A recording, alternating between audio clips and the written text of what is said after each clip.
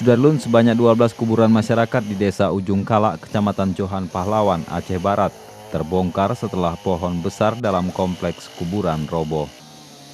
Menanggulangi terhadap pohon roboh karena angin kencang yang disertai hujan lebat, tim reaksi cepat dari Badan Penanggulangan Bencana Daerah Kabupaten setempat mengerahkan personil dan 3 unit Shinsou guna memotong dahan pohon tersebut.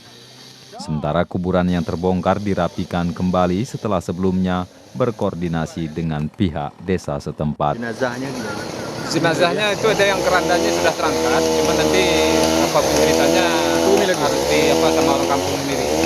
Karena yang begitu itu harus sama kalau istilahnya bisa dicek ini kan tentunya.